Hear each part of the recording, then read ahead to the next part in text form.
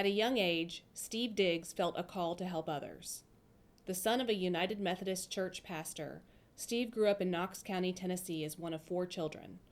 His father served small churches in outlying parts of the county, so the family moved around, eventually settling in northwest Knox County. Steve attended Carnes High School, where his sense of calling grew deeper. When he was 17, a classmate and fellow football teammate died in a car accident. Steve had the opportunity to share Christ with his friend before his death. It was then that he knew his purpose was to help young people, a calling that would be clarified years later. Deciding to stay close to home, Steve enrolled at MC in the fall of 1984. He majored in business management and was defensive captain of the Scots football team. He was involved in student life, including Fellowship of Christian Athletes, intramurals, and campus ministry. The close-knit sense of community and realizing the importance of community and relationships had a profound effect on him and continues to influence his work today. During his junior year, Steve spotted a freshman named Sabrina Spires studying in the library. Football team members had just shaved their heads, and Steve recalls showing Sabrina a photo of him and saying, "This is what I look like with hair." They got to know each other through FCA, began dating, and got married in December 1988 after Steve graduated in May of that year. Still deciding how to pursue his calling, Steve planned to go to seminary after working for a year in Knoxville. He got a part-time job as youth director at Emerald Avenue United Methodist Church, and another part-time job with the Fellowship of Christian Athletes. Working with urban youth, something quickly became apparent to him. We are all wired to be part of a community. He saw neighborhood kids who were dealing with social and family issues, struggling in school, and not going down the right pathway. But they wanted to be in his youth group, and they wanted to be part of the community. He saw then that isolation and disconnection are the big problems that need to be addressed in urban kids' lives, and the best way to help urban children in need is to give them a healthy, supportive community. This became his life's work, and he realized that God had been preparing him and had him in the right place all along. In 1991, seeing that there were more youth in need than one church could serve, Steve, along with community and church leaders, launched Emerald Youth Foundation, a Christian urban youth and community development ministry. Its mission is to raise up a large number of urban youth to love Jesus Christ and become effective leaders who help renew their communities. Steve and Sabrina, who have 2 children, Adam and Abby, believe that change in neighborhoods comes from within, and they decided early in their marriage to raise their family in a neighborhood served by Emerald Youth. They became committed neighborhood volunteers and became active in the neighborhood association, local schools, and their church, Emerald Avenue United Methodist.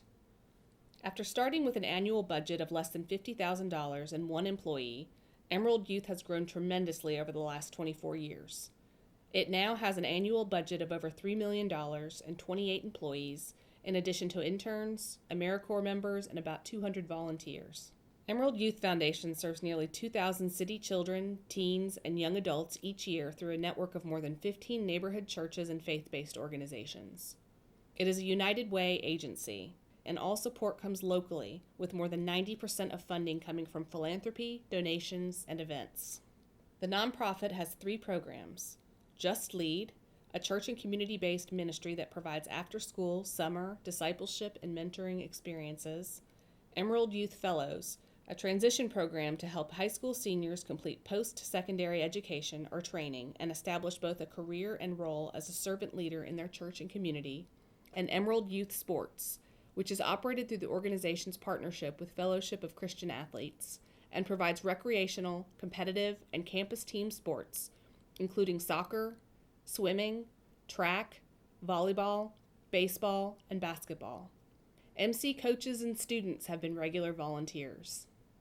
Emerald Youth's newest endeavor was launched this past summer. When researching needs for the area's poorest neighborhoods, the academic gap became clear, and the organization determined a need for a charter school.